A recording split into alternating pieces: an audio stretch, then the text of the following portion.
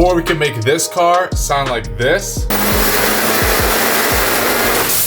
we gotta make sure that this motor is gonna continue to run healthy. And one of the ways we can do that by adding an air oil separator. Now I do have plans on building out this motor and making it a little bit quicker than it is right now. But before we do that, I wanna make sure that it is running in the best possible condition. And by adding a couple supporting mods, I think it'll be ready for when the power comes. Now, I'm pretty positive that most of you guys already know what an air oil separator does. But in case you don't know, is it basically takes all the pressure that comes from the crankcase and that aerosolized oil, it pulls it literally out of the air so that it doesn't get routed back into your intake.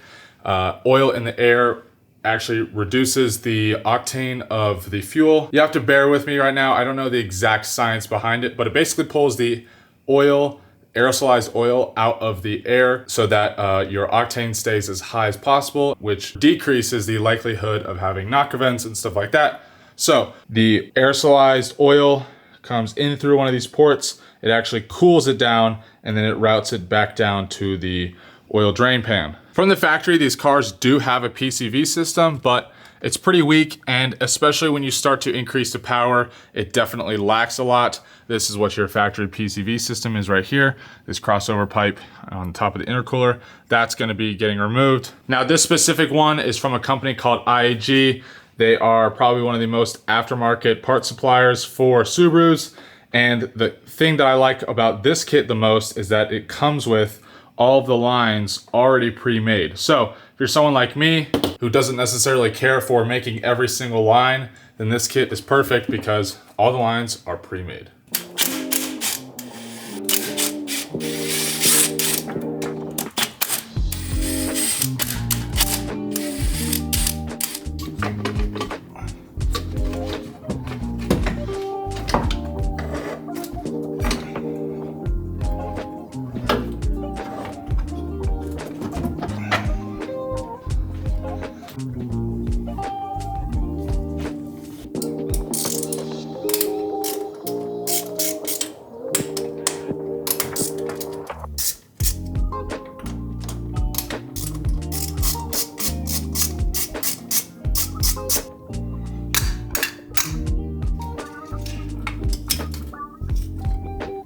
Okay, so I've gone through and I've removed the entire, well, almost the entire factory PCV system. One thing I'd like to note on the intercooler is when I pulled it out, there was just barely a little bit of oil, which is really good. You don't want, there's gonna be a little bit of oil, especially on a stock car, but on this car, there was just like, I could barely swab it with my finger, which is really good, and then nothing on the inside of the coupler. If you're doing this on your car and you're going through and you're moving these white PCV connectors, they tell you to disconnect from the plug here and then pull the PCV connector out. You actually don't have to do that if you just want to disconnect it from that white PCV connector, because you end up reinstalling these anyways. So that's what I did. You have one here, one down here, and then one over on this side, and then one up front. And what you pull out is you basically pull out this piece. This connects to the manifold, the block, and then one of the PCV lines. And then this is that crossover breather that I was talking about earlier. Some of these clips are super like fiddly, and they take a little while and patience to get off, especially that one that connects on the block. So that's it. That's the only thing you remove from the factory system. Now it's time to actually start installing this. I know it looks like a lot here, but actually once you get on the car, it's not that complicated. So I'm not sure if you can see it down there, but the black Y pipe with the 2-inch hose fitting is all the way down there on the block.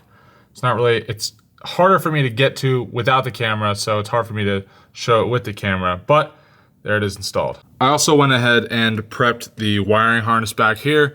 You have to do some adjustments of the placement of the wiring harness, which means you got to unclip everything. And there's a couple sections where you need to cut some electrical tape to kind of free it loose. But now that is done, it's time to move on to prepping the actual air oil separator to go in. We have some mounting hardware over here, and then we're gonna get all the fittings ready for the air oil separator. So we're gonna start off with our 2 coolant lines, just lubing up the lines or the fittings. These are kind of nice because everything is quick connect, so the fittings are already pre-installed, which is super helpful. Like that.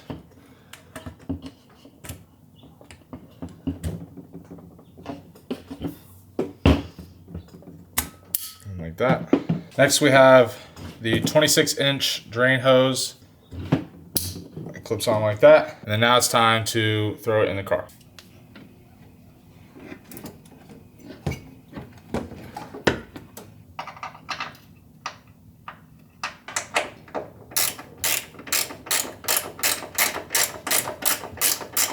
Okay, so this right here is a super big pain. This is probably the hardest part of the install, at least so far, is routing all these lines, and especially this main wiring harness. For whatever reason, the instructions make it super easy that the wiring harness bolts into this location here. It was definitely super stiff to move into that position, and I'm not sure if there's something different about the 2021s that makes this change, but I got it in there. And then I routed the O2 sensor down there and got the can in there. Got both of our coolant lines routed underneath the main harness, up near the intercooler bracket above the turbo, and then our drain line over here, which I believe comes down here like that. So the next step is to get these coolant lines routed. They don't specify which one goes where, but I'm assuming the one on the right side goes down to the turbo, and the one on the left side goes up to the coolant reservoir. I'm not sure if it matters. I believe this is just basically the middle point between the upper reservoir and the coolant, or the turbo, but I'm sure a bunch of coolant is gonna go everywhere. So I'm going to put a towel down, actually a couple towels. Uh-oh, like I said, a bunch just came out. Well, not a lot I can do about that now, other than act fast. Oh my gosh. Okay, well that was an epic fail. I didn't think that much coolant was gonna drain out of that, but I guess not. So, pro tip, if you're gonna do this, don't forget to block off your coolant line before you do so. And I'm sure when I start this thing up, it's gonna like smoke and burn off all the coolant, but we got the lines in. Getting all the lines routed for the AOS is probably the most important part because each line has a specific spot and where it goes. That one that I route off and the top port goes down to underneath the intake manifold, and then I started to run the lines to both of the breathers. You have one that goes to the passenger side, one that goes to the crank, and then one that goes off to the driver's side, which I'm doing right here. And like I said, these spring clamps are the most annoying things on the face of the earth. Make sure you get a set of spring clamp specific pliers for this. Last step is to route the two final PCV breather lines that go to the factory PCV connectors on the manifold. Okay, let me just start by saying that don't underestimate the amount of time it's going to take you to do this install. I'm sure there's people out there that can do this in like 30 minutes. I'm not one of them. We started this at like, I don't know, 3 or 4, and it's like 6 o'clock now and it's totally dark. On the Street Series version of the AOS, you have 3 more ports than you would normally. These 2 go to your breathers. There's one right there and one right here. You then have your breather to the crank, or the crankcase, which goes down in here. This one right here, all this setup down here is the most challenging part of this install. And it looks like I forgot to clamp a hose clip down there. So make sure you take your time because now I'm gonna have to get down in there. I would definitely also recommend getting a spring clamp specific pair of pliers, because holding these compressed is like holding a live grenade. These are actually horrendous. The amount of times that I would compress it and it would shoot off into another continent, a lot. Happened a lot. So make sure you have the right tools for the job. I did not. You then have all of your valve cover ports. So this one goes to your passenger side valve cover. This one goes down to, this also goes down to that crankcase breather port. Then you have your top one that comes across to the driver's side. The nice thing about this kit is there's minimal cutting. I only had to cut like 3 hoses. Your coolant lines are the ones down on the bottom of the AOS, and those come up to your coolant reservoir and your turbo. As we saw earlier, I spilled coolant literally everywhere. So when I start this thing up, it's probably gonna burn off excess coolant for a while. I wouldn't say that this job is necessarily hard, like challenging intellectually, but it's just everything is so finicky and like fiddly, and you're down in places it's hard to reach. It just takes forever, as you can tell. So make sure you have enough time on your hands. Probably the most challenging part to get this top mount back on. It's especially gonna be hard considering that down near the turbo, we have a bunch of extra lines here. And so getting that coupler around this turbo is going to prove to be a big challenge.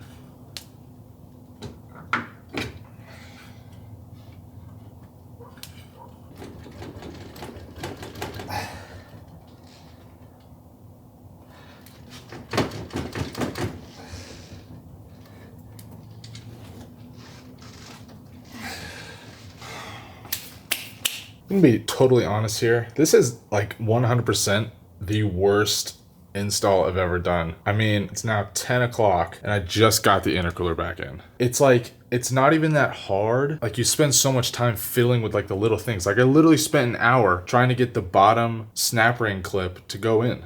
Like it just wouldn't.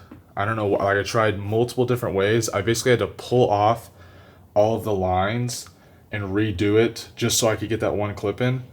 Like it's ridiculous. And then getting the intercooler back in, I just spent like another 45 minutes trying to get the intercooler back in.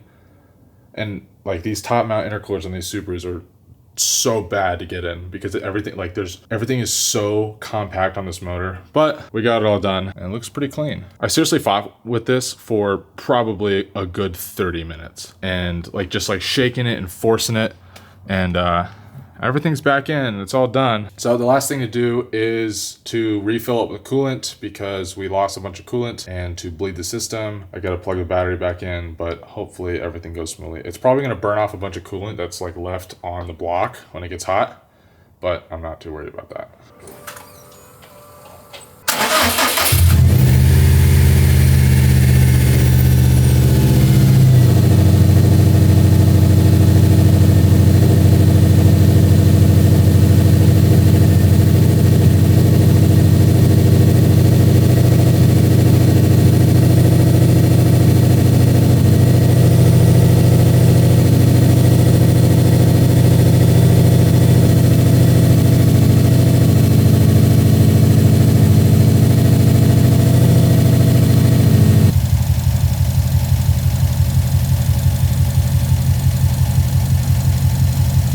Looking pretty good.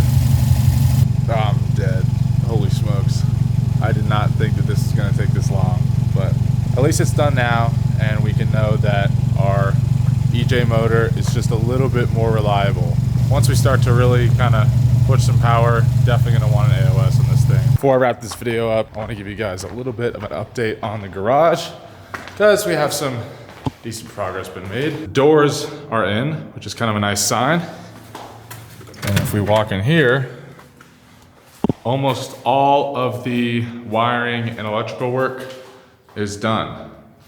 They have the AC units in place, as well as the doors and windows in here, and then most of the plumbing and most of the electrical work. So super exciting to see that we've made some solid progress in here. I think I finally decided on what lights I'm gonna be doing in here. And I know I said I was gonna do the hexagon lights, but I don't think I'm gonna go that route. I think instead, I'm going to do these flush can mount lights.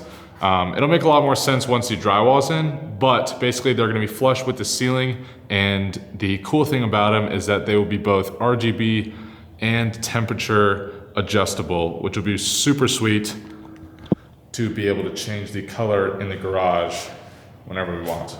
I want to say there's 9 or 12 total. I don't know, I guess I could go through and count, but it is 1000% going to be so much brighter than the other garage. So doing late night installs like we did last night will be a lot easier. But other than that, I think that's going to be it for this video. I know I said a bunch, but if you are planning on doing an air oil separator on your Subaru, make sure you allocate a decent chunk of time to do it because it takes a while.